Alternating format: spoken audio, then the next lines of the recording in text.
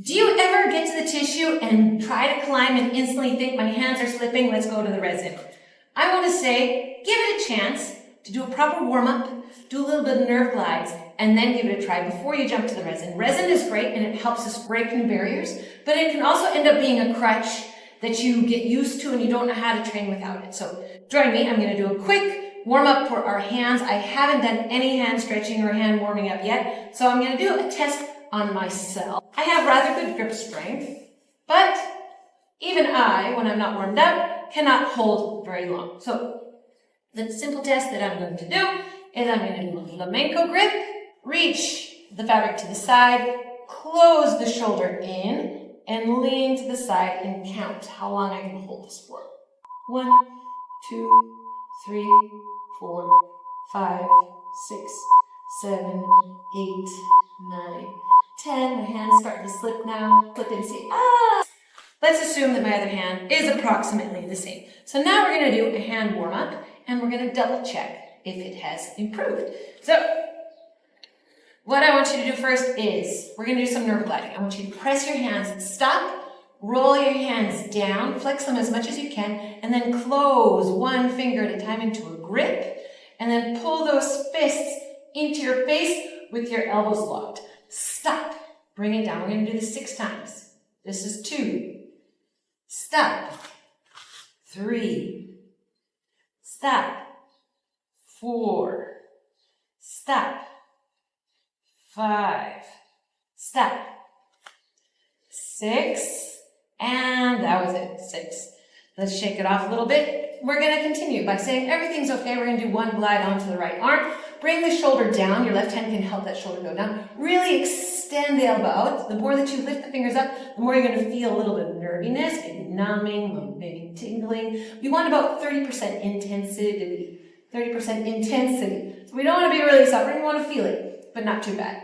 And as you do this, we say everything's okay. Bring the fingers to your shoulders and bring it back down. If you want to add to it, bring your head to the opposite side. And we're going to do this 4 more times, a total of 8. 5, 6, 7, 8. The same hand. I'm going to swing it down, tickle the ribs, feel the shoulder blade really curl in, and then lift the armpit up to the front and bring your fingers back. You do 8, 7. Feel free to change the angle of your head to where it feels good. Remember, 30% intensivity. 5, 4, 3, 2, 1. Shake it off. Everything's okay on the other side. Bring that shoulder down. Lift the fingers up high. Bring them to the shoulder. Flex down and up. And if you want to add to it, bring your neck to the opposite side. And let's do 5 more. 4, 3, 2, last 1, and we're going to swing the fingers down, tickle the ribs, and open the armpits to the front. And we're doing this 7 more, 8 in total. 6, 5, 4, 3, 2, 1. Shake it off. Last nerve stretch we're going to do, nerve floss. We're going to tuck in the thumb, bring the hand down, lift the fist up and back, bring it back a little bit, shoulder down, bring your head to the opposite side of the hand, and then I rotate my fist. Rotate. You might feel this on the front end of your forearm. Keep on rotating. 5, 4, 3, 2, 1. If you're not really feeling it, really focus on tucking the thumb.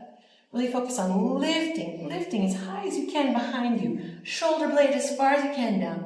Head to the opposite side. Hand back a little bit. And shake that salt and pepper. 8, 7, 6, 5, 4, 3, 2, 1. Shake it off. All right, that was nerve gliding. We're going to do a little bit of warming up.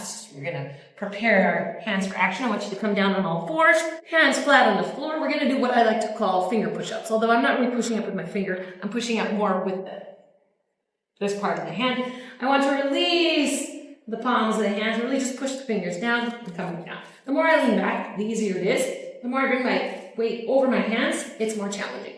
Let's do 8 of these together. Ready? Arms locked. 8, 7. Try to go up and down controlled. 5, 4. You should feel this in your forearms.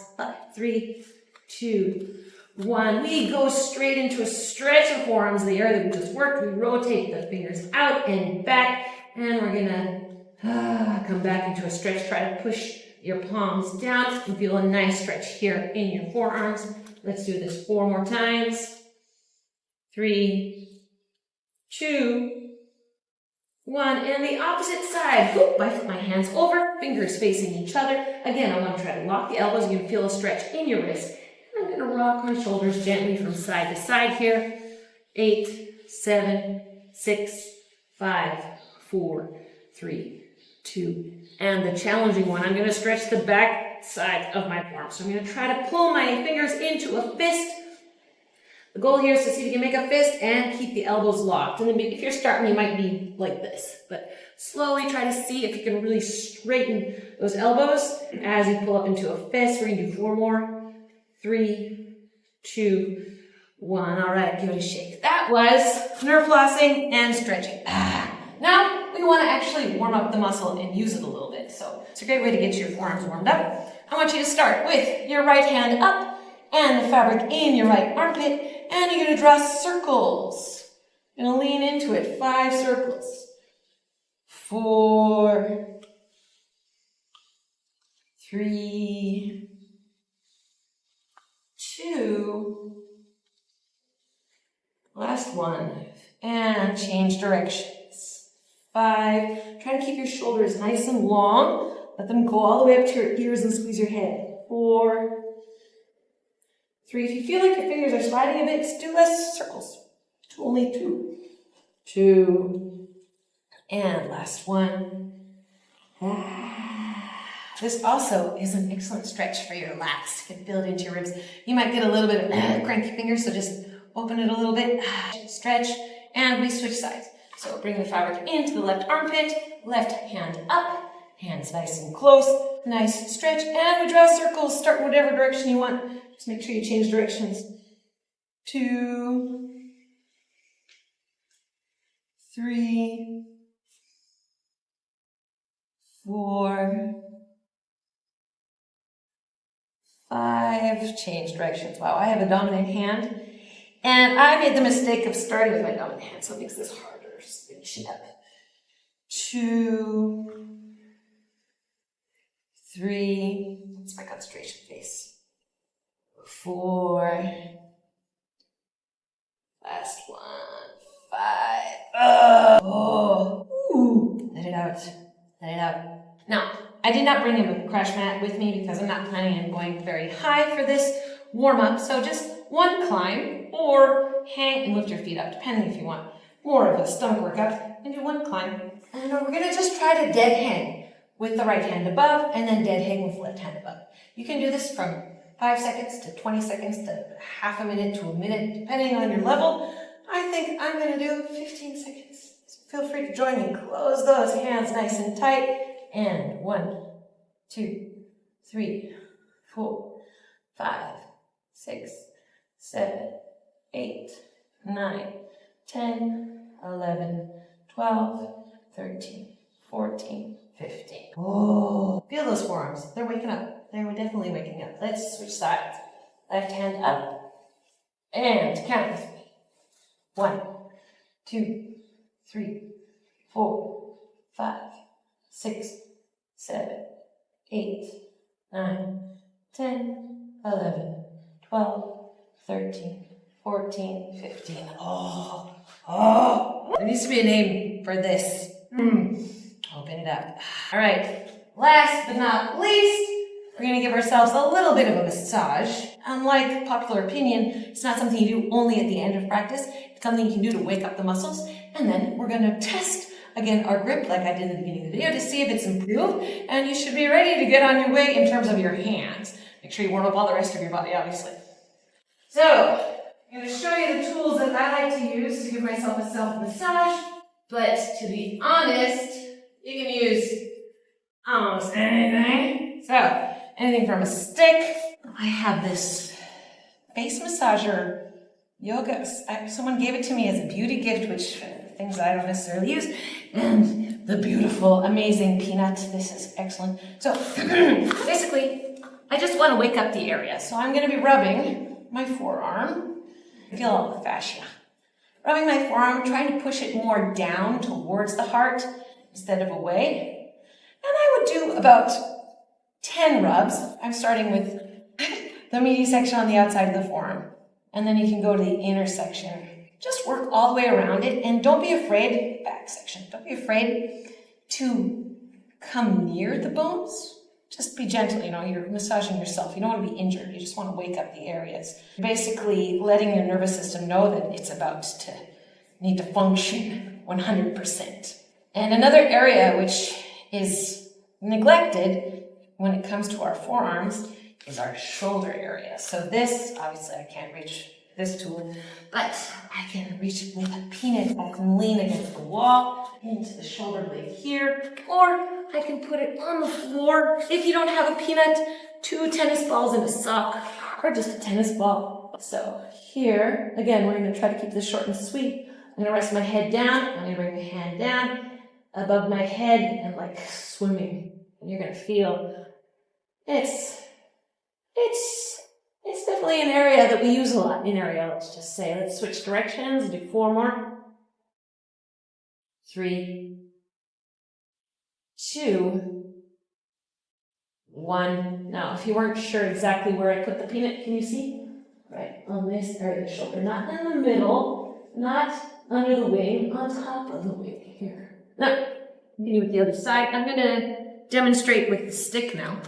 Even just rubbing can wake up the nervous system. So I can rub with the stick, make sure you don't have any splinters right along the bone. You can feel the crunchiness. You got crystals. You don't have a stick, rolling pin, spoon. Spoons are good. Spoons work for forearms. I remember during Corona, I was massaging my forearms with wine corks. Wine bottle corks. Those work great too. Or the edges of chairs. Edges of chairs. Who here has ever caught themselves massaging their arm on the edge of a chair on a date? Right. So, the back now. Again, peanut or something in a circle form. Decathlon has all kinds of things like this right here. I know this is a very in-depth description, but we're trying to keep it short and sweet. We just want to be able to climb and hold on. All right, find a nice spot where it feels. This is not in nerve glide anymore, so you want something like 70%. Feeling it. Let's swim. 4 in one direction. 3, 2, 1. Switch directions. 4, 3, 2, 1. Okay, I'm excited. Let's test this out. So the first time, I managed to hold 10 seconds before I started to feel like I was sliding. Little tip, if it's dry where you are, you can hands up your breath. It's like nature's resin. All right, I'm still gonna do the right hand. Micro grip to the side. Turn the rotator cuff in, armpit to the front, and lean. 10, 9, 8, 7, 6. Helps to smile. 9, 10, 11, 12, 13, 14, 15, 16. I'm on to play. 17, 18, 19, 20, 21. It's magic. 22, 23, 24, 25. Starting to slip now. 27. There we go. Oh, on the screen after I edit this, I'll give you a proper count because I know I kind of paused there for a second, but there's definitely an improvement. Before you think about putting on resin, give this forearm warm-up a try, see how it affects your grip, and then start strengthening your forearms and use the resin to push the boundaries, but don't depend on it. Let me know what you think and follow for more.